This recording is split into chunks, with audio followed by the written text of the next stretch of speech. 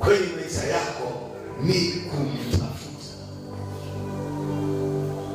Ndio pasali aliweka, atakayenitafuta na anaanzisha, atakayenitafuta kwa bidii huyo, lakini Mungu ataniona.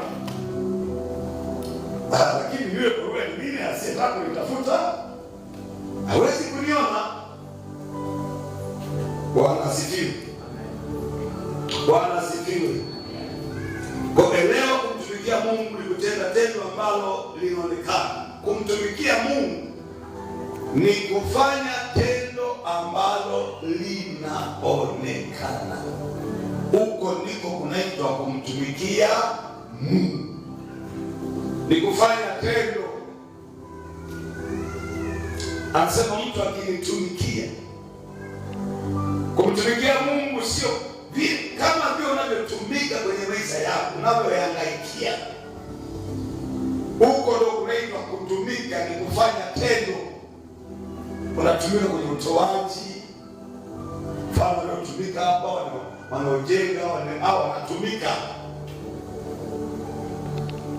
wanatumika kuliombea jambo fulani, amekata hatua huyu, ameingia kuliombea jambo fulani, kuombea kanisa, huyu amelipa gharama, huyu anaitwa anatumika. Anatumika. Tunakaa kwenye mikutano, tunataka tuweke mkutano hapa, anasema mimi nitahusika kwa kitu fulani, tamsafia mchungaji, au mimi nitafanya hiki. Huyu ndiye anayetumika. Kutumika ni kitu kinachoonekana.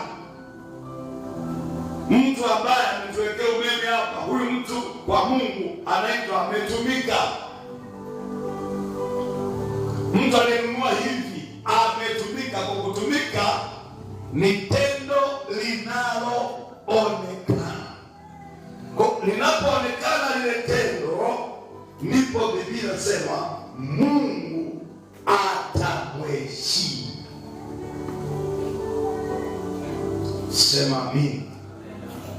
Sema amina. Kwa mtu yoyote ambaye Mungu alimheshimu